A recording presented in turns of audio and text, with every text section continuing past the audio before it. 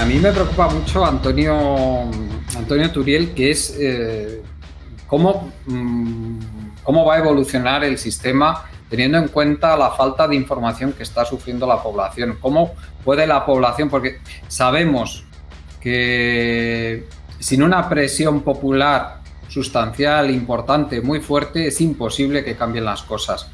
La gente que está arriba no va a tomar esas decisiones, a no ser que tenga esa presión popular tan fuerte. Y esa presión popular ahora mismo no existe, pero es una presión popular débil, no, totalmente insuficiente para que sucedan estos cambios. Precisamente yo creo que es porque no se permite que la población sea consciente de la gravedad terrible que tienen los problemas que estamos viviendo. Porque, Antonio, a mí me gustaría que nos dijeras un poco la situación en la que estamos y por qué es tan grave la situación y por qué exige la actuación inmediata y no nos podemos permitir ya más demoras, y que cuanta más demora haya en nuestra actuación, en cortar con la deriva que está tomando nuestra civilización, con la deriva que tiene, por supuesto, pues va a ser mucho peor luego la situación que vivamos, cuantos más años tardemos.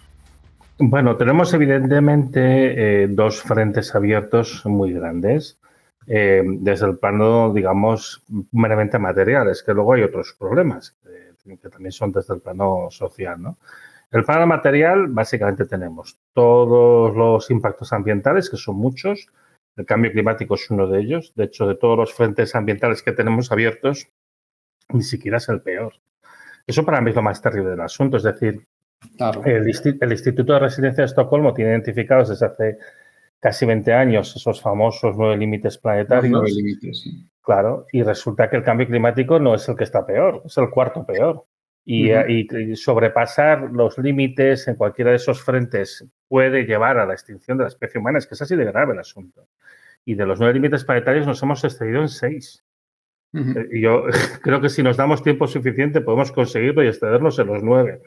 Pero es que es bastante atroz la situación. Entonces, pues está el problema de la contaminación en general, ¿no? Que esto también lo solemos tratar en las charlas. Ahí Antonio suele comentar mucho sobre, por ejemplo, el problema de los plásticos, ¿no? Está el problema de la pérdida de biodiversidad, que es una cosa que ahora suele estar en boca de los políticos, aunque estoy seguro que no entienden lo que quiere decir. Está el problema de la disrupción de los ciclos biogeoquímicos, está el cambio climático, el cambio de los usos del suelo, la falta de agua dulce, etcétera, ¿no? Y los ciclos del fósforo, Eso es, sí, de los ciclos bioquímicos, del nitrógeno, sí. Claro. Entonces, tenemos por una parte estos problemas ambientales que están llevándonos a una situación límite. Y entonces ahora particularmente la gran preocupación, y esto hemos hablado en este programa también, es que tenemos indicios bastante fuertes, muy fuertes. Yo además, como sabes, estoy trabajando en esto y yo pues cada día pues voy sacando cada vez más indicios de lo mismo, de que posiblemente se está produciendo una alteración de una manera bastante rotunda y probablemente definitiva de los patrones climáticos del planeta. Entonces, estamos en una cosa que se está llamando aceleración del cambio climático, pero yo creo que no es una aceleración. Sí, que era el cuarto peor límite, pero probablemente vaya a dejar de serlo muy pronto, el cuarto peor.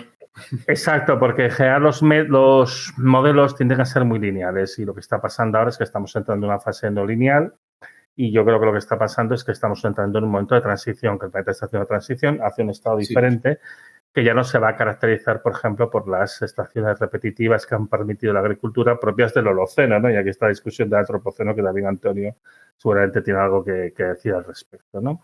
Entonces, esto desde el punto de vista climático ya solamente, la situación es extremadamente grave porque además claramente todo ahora mismo se está descontrolando.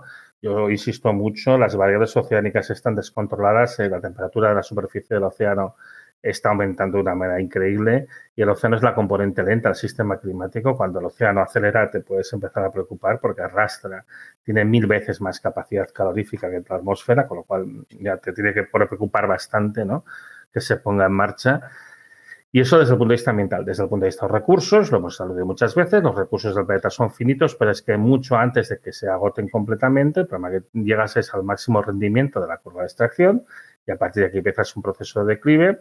En el caso del petróleo, el proceso de declive comenzó hace ya 19 años, es que no es que acabe de empezar, ¿no? El petróleo crudo convencional hace 19 años que está cayendo, llegó a un máximo de 70 millones de barriles diarios, ahora está por los 60, una caída de un casi 14%, o sea, bastante considerable. Y bueno, pues se añadieron otras sustancias más o menos para sustituir y con esto pues hemos ido tirando, pero claro, con muchas limitaciones. Y esto pues igualmente el máximo llegamos en noviembre del 2018 y no parece que seamos capaces de recuperar. Ha aumentado mucho los líquidos del gas natural, que esto realmente no son combustibles y bueno, sí un poco para enmascarar la situación, pero realmente el máximo de lo que puede convertirse en combustible, lo que son crudos y condensados, fue en noviembre del 18 y está claro que ya lo vamos a superar. Y no solo eso, sino que estamos en una situación en la que claramente por falta de inversión y con la situación geopolítica agravándose, esto va a ir a peor, ¿no? Y ahora, por ejemplo, Rusia ha anunciado que disminuye aún más su producción de petróleo, en parte también por la falta de inversión. Porque claro, realmente ya es que no queda gran cosa rentable, ¿no? Entonces, ahora mismo pues Sí, estamos... claro, porque que está bajando la tasa de retorno energético de las fuentes de energía de forma continua. Recordemos que lo importante que solo gracias a fuentes de energía de una tasa de retorno energético todavía muy grande está permitiendo que se mantenga el sistema, a pesar de que muchas de ellas, como el fracking, pues tienen una tasa de retorno ridícula. Y en el caso de los biocombustibles, incluso puede llegar a ser negativa en algunos de ellos. En otros es mínima, la tasa mínimamente positiva, la tasa de retorno energético. Pero tenemos también ese problema gravísimo de que estamos con un incremento en el uso de materiales brutal. O sea, leía los datos esta mañana del 1,5% anual, nada menos. Esto, y mientras tanto nos están contando el cuento chino de la desmaterialización de la economía, ¿no? Claro, es que el problema que está viendo es el petróleo en retroceso, carbón muy cerca de su límite, gas muy cerca de su límite, uranio en retroceso clarísimo, ¿vale? Entonces, claro, yo creo que la razón fundamental por la que se impulsa esta transición que se está pretendiendo hacer es la falta de energía, no es el problema ambiental. Yo creo que nunca ha importado lo más mínimo. Otras cosas porque es un descuento a un tiempo muy futuro. Además, ya sabes que hay muchos estudios, incluso algunos premiados con el premio Nobel, ¿no? Como el de Nordhaus, que hacen unos descuentos ridículos del impacto ambiental sobre la actividad económica, absurdo completamente. Y yo, bueno, un ejemplo que pongo a veces, porque es que fue tan extremadamente ridículo que es como para enmarcar, ¿no? Un estudio reciente del Joint Research Center de la Unión Europea que hablaba sobre el impacto del cambio climático en el turismo, y esto yo lo vi en la televisión aquí, y dices, ¿pero qué narices es esto? En un momento dado analizaban cuánto descendería el turismo en España en una situación de diversos escenarios de calentamiento y decían que para 4 grados de calentamiento el descenso del turismo en España sería del 3,14%. Y yo digo, a ver, con 4 grados de calentamiento la previsión es que moriría el 90% de la población humana. Es decir, tú, ¿cómo puedes ser tan imbécil? O sea, porque es que dices, no, es que el descenso del turismo sería del 100% y de la población del 90%. ¿De qué narices estamos hablando? Entonces, bueno, tenemos esta digamos, visión completamente cegada de cuál es la gravedad de los problemas. El problema ambiental nunca se ha integrado correctamente en los modelos económicos. Yo creo que la gran lucha por la transición tiene que ver con la escasez de energía fósil y el problema al final es que, claro, este modelo de transición es enormemente intensivo en materiales, como tú has dicho. Y entonces, claro, esta intensividad en materiales hace, primero, no hay materiales suficientes. Segundo, estos materiales también tienen sus curvas de extracción, con lo cual no los puedes escalar al extremo que querrías. O sea, recordemos que la Agencia Internacional de la Energía, en sus planes para el cero neto del 2050, decía que de aquí al 2050 la extracción de litio, la extracción anual, se tenía que multiplicar por 120. Y la de níquel y cobalto por 42 y la de grafito por 25. Son cosas absurdas, eso no va a pasar jamás. Pero lo ponen y ya están viendo que evidentemente no llega ni al 2050 ni al 2030. O sea, las curvas no van a subir tanto, no hay suficientes materiales en el planeta para hacer esto, y esto Alicia Valero y su grupo llevan años hablando de esto, y no hay material suficiente para que todo el planeta haga la transición. Pero es que encima, además, estos materiales se extraen con combustibles fósiles. Se traen y se transportan con combustibles fósiles, con lo cual, en vez de disminuir el uso de los combustibles fósiles, lo aumentas. Para de la esclavitud. Claro, bueno, claro, esta es una cuestión, yo hice un post hace unos años que se llamaba tres preguntas, y la última en el fondo era esto, es decir, es que hay recursos que los podemos explotar con mano de obra esclava, porque no hay mejor máquina que el ser humano.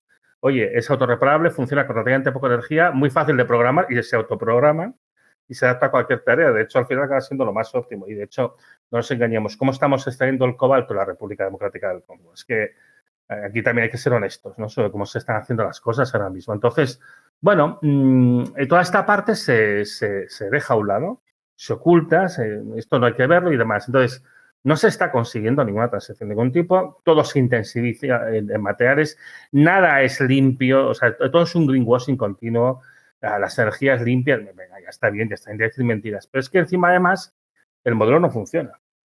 Es que esto ya, lo cual ya es la repera. Es decir, después de todo el impacto ambiental gigantesco en el sur global, importante en el norte, los sitios donde se están implantando estos sistemas, encima el sistema no funciona. Y entonces ahora vimos, yo no sé si estáis siguiendo, pero es divertidísimo a ratos ver toda esta lucha que hay actualmente entre los prorrenovables y los pronucleares por el problema de las horas a las cuales la electricidad se vende a precio cero. Sí, cosa que era perfectamente previsible, pasó en Alemania en el 16. Red Eléctrica Española avisó que pasaría ya en el 22, estaba diciendo esto va a pasar y Red Eléctrica fijaba unos volúmenes de curtailment absolutamente impresionantes. Y es lo que está pasando ahora. Las renovables producen mucha energía en un momento determinado, todas a la vez. O sea, cuando hace sol para todas las placas fotovoltaicas, no solo para las que tú quieres. Y cuando sopla viento, pues sopla en amplias zonas, evidentemente. Y entonces, o tienes mucho en un momento determinado o tienes muy poco en otros. Con lo cual tienes que seguir manteniendo las centrales térmicas para respaldar. Entonces, bueno, este modelo no está funcionando, ¿no? Es que pondremos un montón de sistemas de almacenamiento. ¿Cómo? Si son gigantescos, se requieren muchísimos materiales o muchísima ocupación del territorio. No hay manera, ni con baterías, ni con fuentes, ni con presas reversibles. Todas estas cosas puedes hacer a pequeña escala, pero no puedes hacerlo a una escala significativa.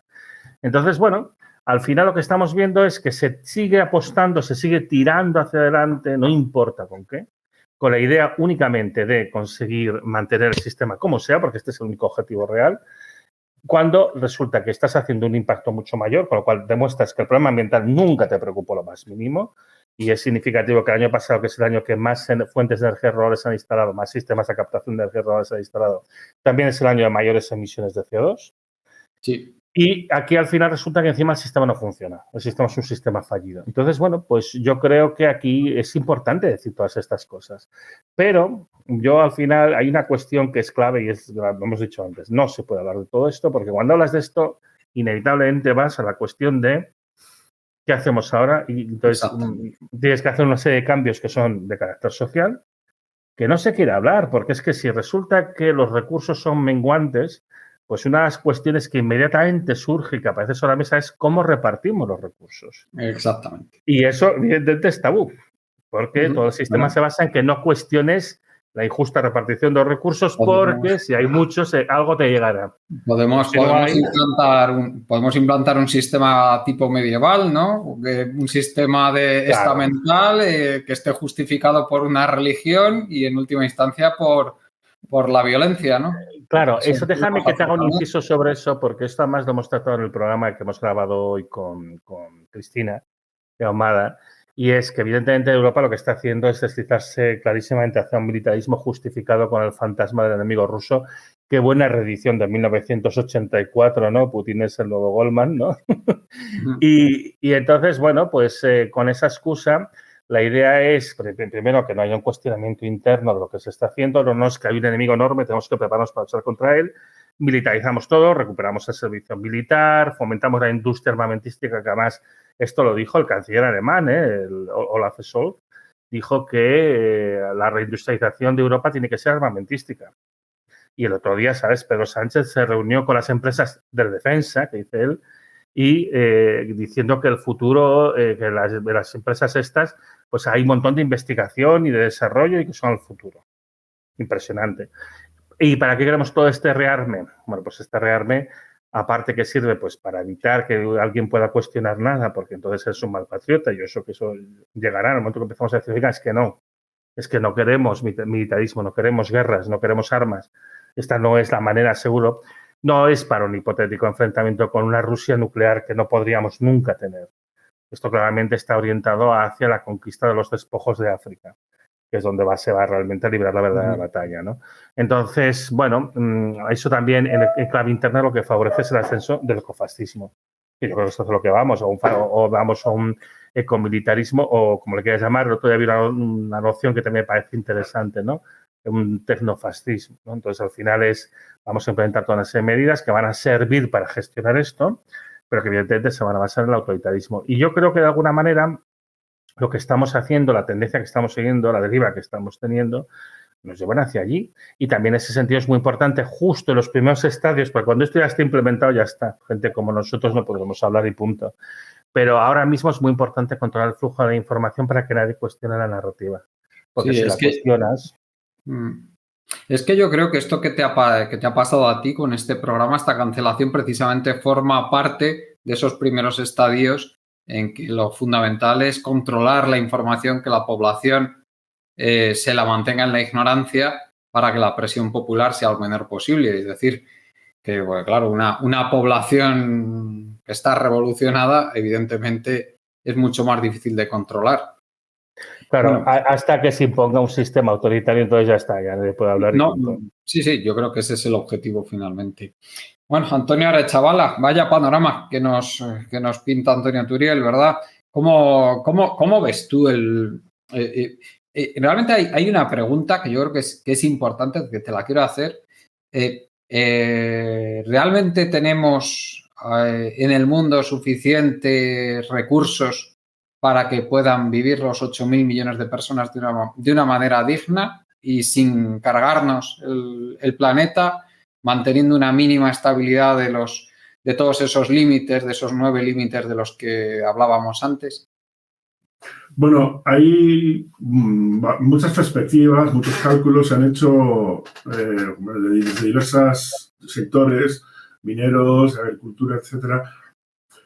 Yo creo que sí. A ver, lo que he encontrado por aquí es que sí que podríamos vivir todos de manera digna, pero claro, hay que esperar unos retoques a la distribución, transporte, refinado, uso y acabado, ¿no? de todos los recursos que utilizamos, pero es que había que cambiar la bolsa del calcetín completamente. Es muy difícil, sobre todo en las sociedades, en las opulentas sociedades occidentales, que haya... De hecho, ya ves que hay resistencia simplemente por pequeños detalles, ¿no? De la recogida de basuras o la participación, digamos, individual con respecto a una concienciación de lo que es un sistema que podría seguir garantizando la vida de todos, ¿no? Nosotros estamos situados en una posición muy cómoda. Somos un 20% de la población que vivimos con prácticamente el 80% de los recursos, ¿no? Mientras el otro 80% de la población vive con el 20% de los recursos. Entonces, bueno, esto hay que dar la vuelta. Por supuesto que el decrecimiento material puede llevar a un crecimiento interior y además un crecimiento de la mejora de todo lo que es el planeta, con lo cual nos evitaríamos muchos problemas que se están acentuando, ¿no? Que se van a acentuar, como son los conflictos, ¿no? Las guerras o simplemente, bueno, pues lo que son los conflictos por los recursos directamente, ¿no? Yo creo que sí, Juan Carlos. A mí me parece que todo depende de los estándares de vida que consideremos o que nosotros podamos evaluar como dignos, ¿no? Y realmente, pues aquí es donde estaría la discusión, ¿no? ¿Esto es vivir bien o esto es buen vivir? Pues hombre, si seguimos en la línea que seguimos, en la que 4 personas tenemos tanta riqueza como 15 millones de pobres en España, que somos, ya sabes, ¿no? Los famosos ricachones del Estado, ¿no?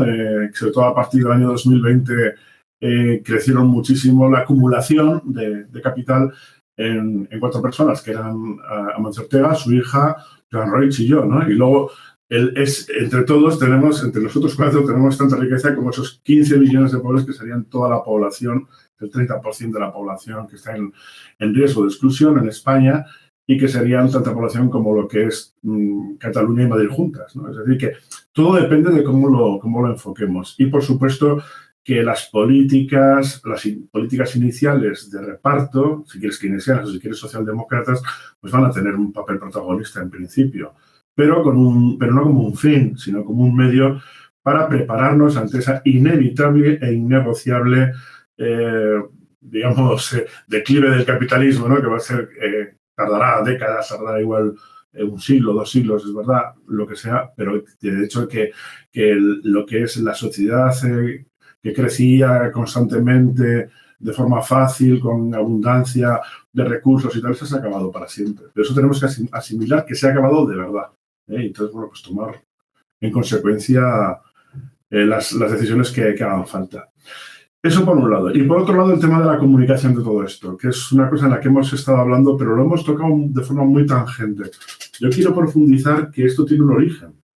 Tiene un origen, digamos, es que estaba comentando antes fuera de antena, porque me tocó estudiarlo en la elaboración de mi tesis doctoral.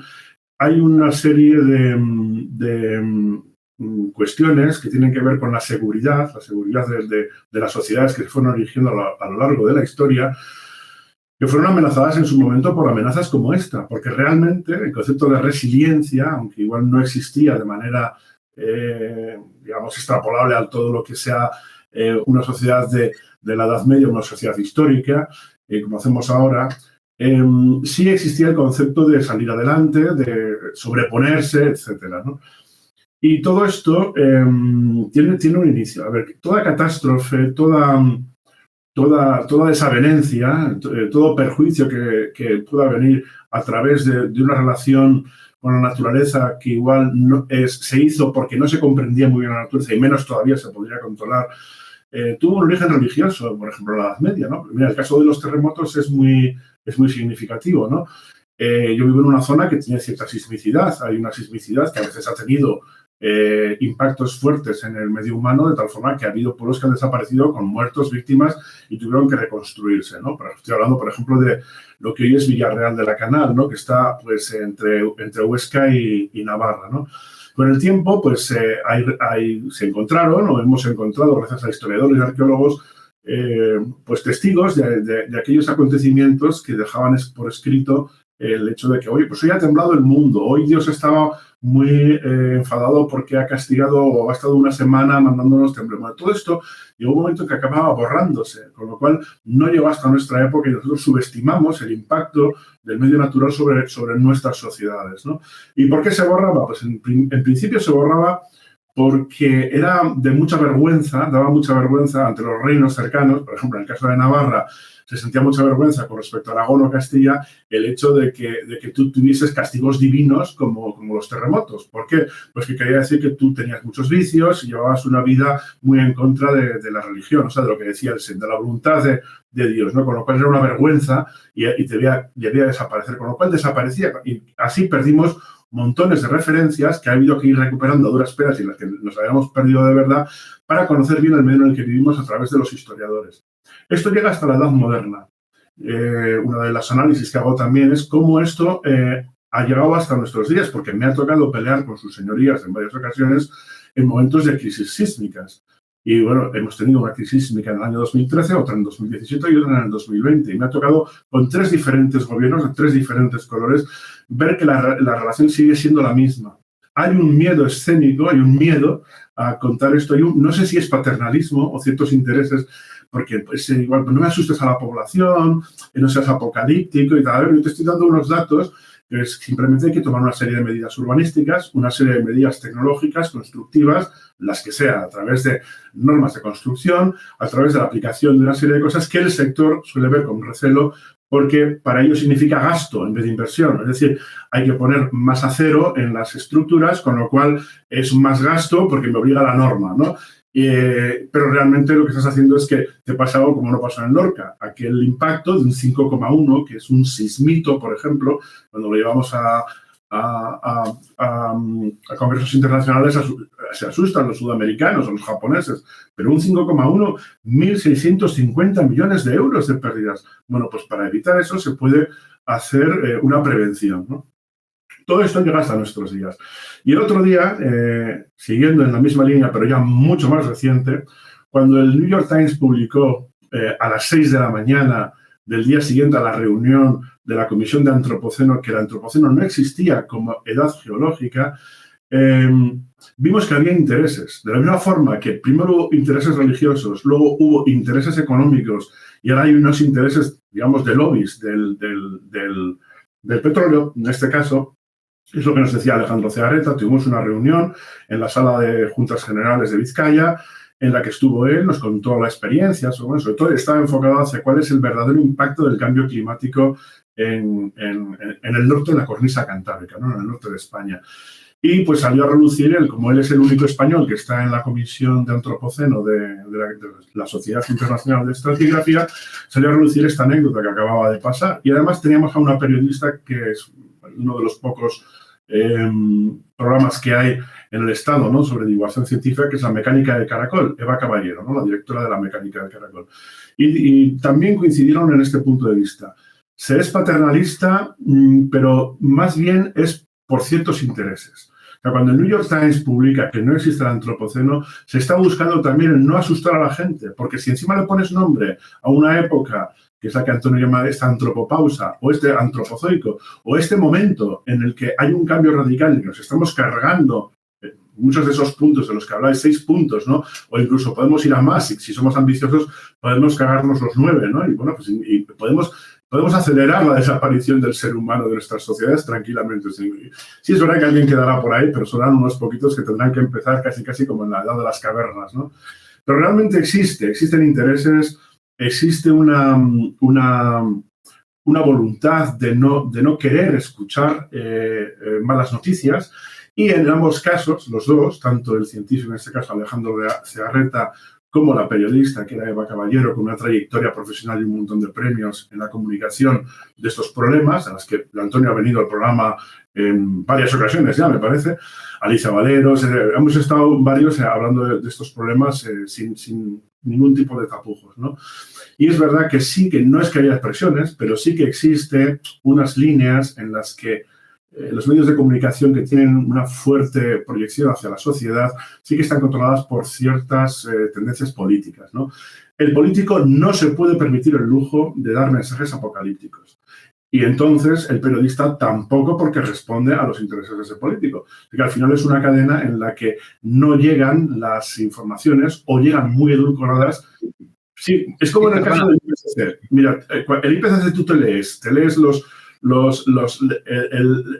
el gordo, la parte gorda, la que no sale a relucir y te quieres tirar por un acantilado. Y luego lees lo que le mandan a los medios de comunicación y no tiene nada que ver. O sea, está totalmente edulcorado, totalmente. Dime. Sí, lo que te quería preguntar, pero ¿qué razón dan estos políticos para no querer que se difundan estos mensajes que pueden causar temor en la población? ¿Cuál es la razón que dan? Porque bueno, mira, según Eva y según Alejandro, que, a ver, en mi punto de vista, ojo, no es ese, pero decían que esto desmotiva a la población.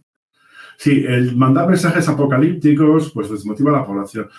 Bueno, puede ser, es decir, total, si ya no hay nada que hacer y ya todo se va a tomar por saco, ¿para qué vamos a estar dando guerra? Sin embargo, nosotros, que somos los que estamos en contacto directo con estos datos, porque los tenemos que utilizar, yo tengo que utilizar muchos datos históricos, o muchos datos de lluvias o de inundaciones y tal, para hacer mis mapas, mis investigaciones, ¿no? Y tengo que utilizarlo. Y realmente asusta muchos de los pasos. En los últimos 10 años es que te asustas. O sea, te asustas de los niveles de pedrizo, de la caída igual en un corto espacio de tiempo, cómo puede caer una cantidad de lluvia tremenda o cómo con unas inundaciones que no llegan a los mejor, unas que hubo exactamente igual hace 20 años, ahora es brutal el impacto. Pero simplemente porque nosotros nos hemos metido donde no debíamos. O hemos urbanizado de una manera absurda. Y todo esto hay que hacerlo. Pues ellos en el fondo dicen eso, que es que desmoviliza.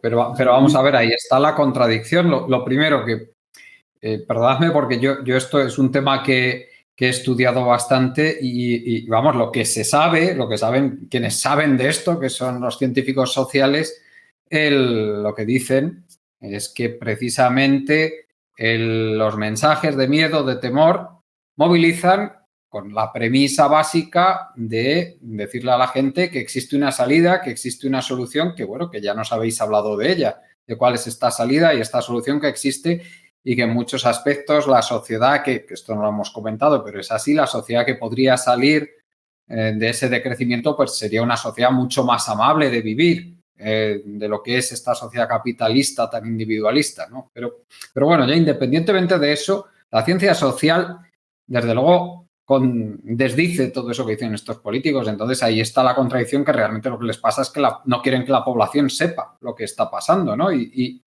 eso es lo que yo deduzco, Antonio. Te voy a poner solo un ejemplo de por qué voy a profundizar en lo que tú dices. Y es verdad, es decir, ¿por qué? A ver, pues mira, el caso, por ejemplo, de la retirada estratégica. Esto es que la solución no les gusta, Juan Carlos y Antonio, ¿no? Es que no les gusta. Porque tenemos que hablar de decrecimiento, tenemos que hablar de retirada estratégica, tenemos que hablar de deshacer muchas de las cosas que hemos empezado a hacer y volver hacia atrás para retomar por otro camino. Bien, el caso de la retirada estratégica nace allá por el año 2018-2019 en una publicación lo lidera una investigadora, A.R. Siders, de la Universidad de Harvard. Dice así: el caso de la retirada estratégica por los impactos del cambio climático y tal y cual. Lo que propone es retirarnos de aquellas zonas que conquistamos de manera irreflexiva, especialmente llanuras de inundación o primera línea de costa, o ciertas infraestructuras brutales que van a ser muy inestables, con grandes embalses, o ciertas centrales energéticas peligrosas que están en zonas donde no se debía hacer, y ahora lo sabemos, como supieron los japoneses que Fukushima estaba en un sitio donde no debía. Todo esto conlleva una cuestión, y es que tú propones una solución radical porque funciona, que es la retirada estratégica. Entonces, ellos, ¿cómo ven la retirada estratégica? Pues lo ven como una derrota. Hay que inculcar a la sociedad que el decrecimiento, que la retirada estratégica no es una derrota. Todos no son derrotas. Son herramientas que valen para que mejore la vida de las comunidades, porque, a ver, tú no sales al mundo todos los días con un escudo y una lanza a pelear no solamente contra los demás, sino contra el medio que sustenta o que te sustenta a ti, sustenta la vida tuya, la de tu familia, de tus hijos, la de tus amigos y la de tus vecinos. Tú sales a buscar soluciones para ciertos problemas. No vas a buscar problemas, vas a solucionar problemas. Y, sin embargo, cuando les das esta solución, que es la retirada estratégica, se te echan las manos a la cabeza. Yo, la primera vez que lo publiqué en el libro, después de las inundaciones catastróficas de Tafalla, del año 2019, en la época de San Fermín de 2019, hubo unas inundaciones al sur de Pamplona, con muertos y todo, y bueno, pues se declaró zona catastrófica, unos impactos brutales. Y luego el análisis, que siempre es a posterior, es exactamente igual que en los análisis anteriores. Siempre hay ciertas configuraciones urbanas que llevan a que pasen estas cosas. Y una y otra vez volvemos a hacer los mismos informes, volvemos a decir que no hay que hacer esto, que hay que retirarse de aquí, que hay que volver a dar, por ejemplo, en el caso de las inundaciones, el cauce del río, dárselo al río, pero no se quiere hacer porque se ve como una derrota. Así que prefieren estar luchando por cada centímetro, gastando vidas y gastando cantidad de dinero, perdiendo vidas y de todo, antes que hacerlo de manera reflexiva, como proponían esta investigadora y su equipo de la Universidad de Harvard, A.R. Siders. Sin embargo, mira, tuvimos la suerte que después de la Dana de 2020, Gloria, sobre todo en el Delta del Ebro, y algunas más que vinieron después, se extendió. Primero se extendió a nivel académico, a nivel de universidades. Y bueno, pues muchos ámbitos empezaron a hablar de retirada estratégica, y yo luego vi como muchos compañeros míos del Geoforo, de la Universidad de Zaragoza, lo aplicaban en otros artículos que se iban publicando. Y ahora ya mucha gente en Navarra, ya mucha gente en el País Vasco y en Aragón se habla de retirada estratégica. Esto solo falta que pegue el salto a la política y lo lleven a cabo. Básicamente es irnos de un sitio al cual nunca deberíamos haber ido. Efectivamente.